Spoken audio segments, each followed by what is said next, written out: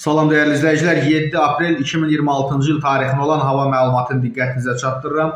Zəhmət olmasa videonu hər kəslə paylaşın və burada üstəgəl işarəsinə vuraraq kanalımıza abunə olun. Dəyərli izləyicilər, aprelin 7-sində Bakıda və Abşeron yarımadasında hava şəraitinin dəyişkən buludlu olacağı, arabir tutulacağı, əsasən yağmursuz keçəcəyi gözlənilir. Lakin gecə bəzi yerlərdə az yağış yağacağı ehtimalı var.